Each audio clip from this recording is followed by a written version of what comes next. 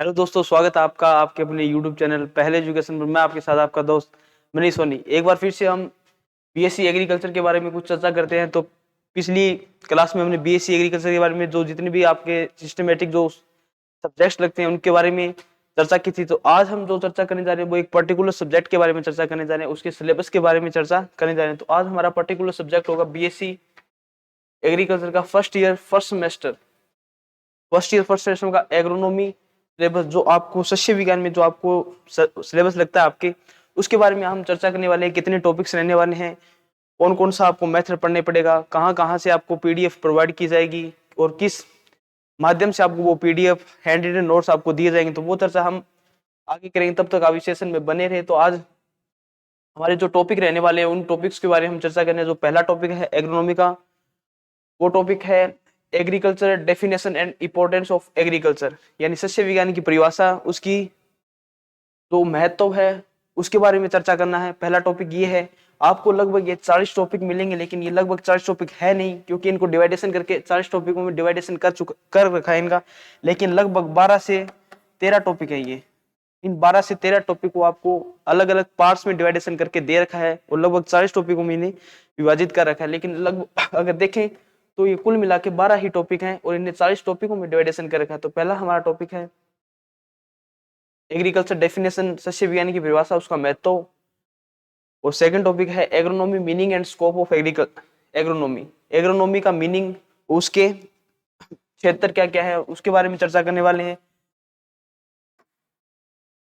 वो तीसरा टॉपिक है टाइप ऑफ सीड, बीज के प्रकार, डोरमेंसी ऑफ सीड, सुस्तावस्था, बीज में सुस्तावस्था के बारे में जिक्र करना है। चौथा है availability of seed, seed treatment, बीज उपचार के बारे में चर्चा करनी पड़ेगी। फिर है sowing method, depend plant density, इसमें बुआई के बारे में चर्चा करनी पड़ेगी। फिर छठा टॉपिक है हमारा nursery bed and transplanting, nursery क्या होती है, ट्रांसप्लांट पौधों को ट्रांसप्लांट किस प्रकार किया जाता है, उस मेथड्स के बारे में हमें उसके बारे में पढ़ना पड़ेगा। क्रॉप्स डेंसिटी एंड ग्रोमिनिटी के बारे में हमें 7वें टॉपिक में चर्चा करेंगे। फिर 8वां टॉपिक है हमारा प्लांट पॉपुलेशन, प्लांट पॉपुलेशन के बारे में हम चर्चा करेंगे। तो फिर हमारा 9वां टॉपिक टीलेज, भूपरिसन के बारे में हम उसकी परिभाषा, भूपरिसन के प्रकार, जीरो भूपरिसन के बारे में चर्चा करेंगे।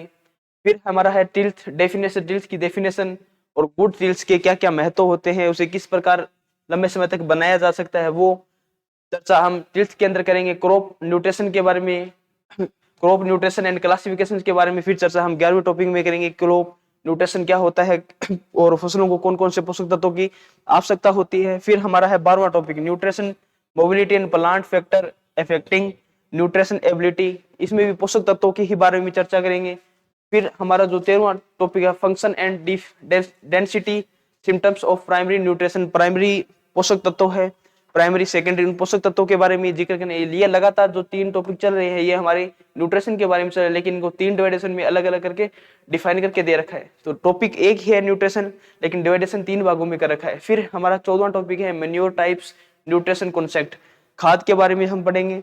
फिर गिन्योन मिनियर कंसेप्ट पढ़ेंगे, कंपोस्ट पढ़ेंगे, फर्टिलाइजर पढ़ेंगे, आई अन्न पढ़ेंगे, समन्वित nutrition management, integrate nutrition management के बारे में भी पढ़ा जाएगा। लगातार ये 3 टॉपिक भी मिनोर पे चल रहे हैं। मिनोर टॉपिक है एक, लेकिन इनको 3 डिवाइडेशन दे रखा है। फिर हमारा 17वां टॉपिक है न्यूट्रिएंट यूज एफिशिएंसी, पोषक तत्वों की उपयोग दक्षता क्षमता के बारे में हम 7वें टॉपिक में अध्ययन करेंगे। फिर हमारा 18वां टॉपिक है इरिगेशन, सिंचाई के बारे में, सिंचाई की डेफिनेशन, इसके महत्वपूर्ण बिंदुओं के बारे में अध्ययन करेंगे। तो ये टॉपिक है तो 12 या 13 टॉपिक है, लेकिन अलग अलग टॉपिक में इन्हें डिवाइडेशन कर रखा है इनका। हमारा 19वां टॉपिक है crop water requirement and factor affecting, crop water फसल जल के बारे में चर्चा करेंगे। Water resources and irrigation development India and Rajasthan, Bharat में और राजस्थान में वाटर और जल संग्रहण के बारे में चर्चा करेंगे। फिर सोइल मॉइस्चर, मृदा नमी के बारे में चर्चा यहाँ करें कि मृदा नमी क्या है, उसका कोई क्या क्या कंसेप्ट रहने वाला है, उसकी थ्योरी, वाटर एबिलिटी, वो इसमें 21वें नंबर टॉपिक हम चर्चा करेंगे। फिर हमारा 22वां जो टॉपिक है meaning of different approach of the scheduling, इसमें और 4 शेड्यूलिंग के बारे में फिर चर्चा करेंगे। इरिगेशन फील्ड्स के क्रॉप्स के बारे में चर्चा करेंगे। और जो हमारा 23वां टॉपिक है surface method, irrigation of border furrow check जैसे जो मेथड होता है इरिगेशन की, जो सिंचाई की विधियां होती है, चेक मेथड होता है, जैसे स्प्रिंकलर मेथड होता है, उन मेथड्स के बारे में हम चर्चा करेंगे। और फिर 24वां टॉपिक है sprinkler method and drip method, सिंचाई की विधि है, उन विधियों के बारे में, लेआउट्स के बारे में, एडवांटेज एंड डिसएडवांटेज के बारे में बात करेंगे, लिमिटेड्स इनकी क्या होती है उसके बारे में हम चर्चा करेंगे। 25वां टॉपिक है फिर इरिगेशन पर टॉपिक आ सका, इरिगेशन एफिशिएंसी, सिंचाई दक्षता, उपयोग दक्षता के बारे में चर्चा करेंगे। ये लगातार 3-4 टॉपिक है, यहाँ से इरिगेशन पर चल रहा है, लेकिन टॉपिक एक इरिगेशन एक ही है, लेकिन इनका डिवाइडेशन अलग अलग भागों में कर रखा है। फिर हमारा नेक्स्ट है वाटर यूज एफिशिएंसी, जल उपयोग दक्षता के बारे में चर्चा करेंगे, इसके फैक्टर्स अफेक्टिंग क्या होती है, एग्रोनॉमिकल टेक्निकल बोस्ट यू उसके बारे में चर्चा करेंगे। 27वां टॉपिक है हमारा फिर इरिगेशन पर टॉपिक है, इरिगेशन वाटर क्वालिटी डिफरेंस, इसके बारे में चर्चा करेंगे। और 28वां टॉपिक है management of practice of affecting use poor quality water, फिर ये इरिगेशन पर टॉपिक चल रहा है।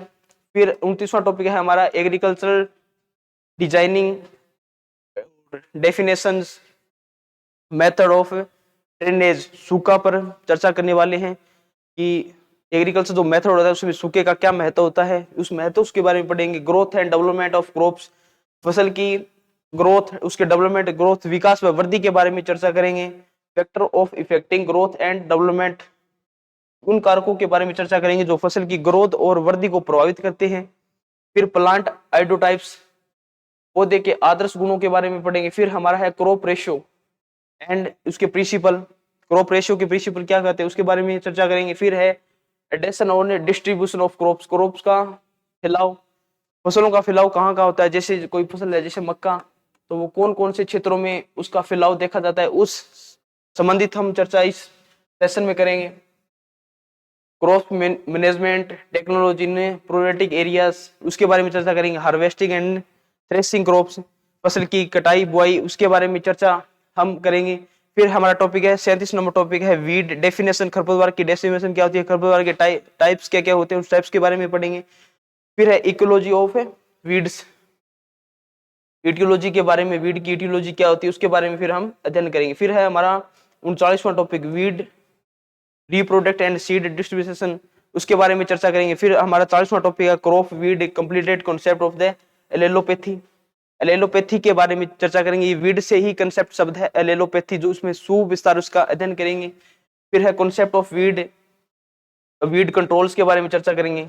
फिर physical and culture method of weed control, भौतिक और रासायनिक मेथड जो खरपतवार को नियंत्रण करने में हमारी सहायता करते हैं, उन फैक्टर्स के बारे में हम पढ़ेंगे। फिर chemical biological method weed control, इसमें पूरा मेथड ही आपके वीड लगता है, उसके अलग अलग पार्ट दे रखे हैं, जैसे वीड कंट्रोल क्या था, वीड मैनेजमेंट, वो मैनेजमेंट के अलग अलग होते हैं, जैसे बायोलॉजिकल कंट्रोल हो गया, केमिकल कंट्रोल हो गया, इरिगेटेड वीड मैनेजमेंट, ये भी आपको पढ़ना पड़ेगा।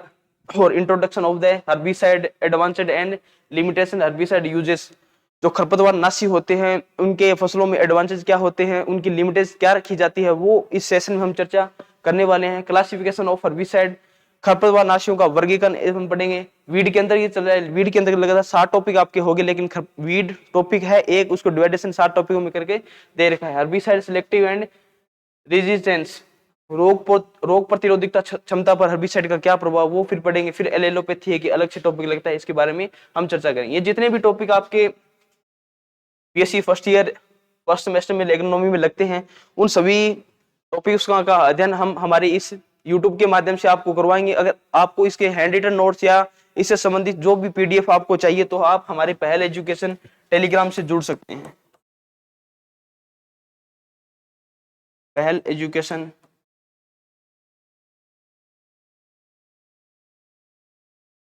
एजुकेशन जो हमारा टेलीग्राम ऑफिशियल टेलीग्राम अकाउंट है, उससे आप जुड़कर इन सभी बेटर्स का लिखित हैंड रिटन नोट्स आप प्राप्त कर सकते हैं। तब तक जितने भी साथी एक बार हमारे साथ जुड़े हुए, वो सभी साथी इस वीडियो के लिंक को शेयर कर दें।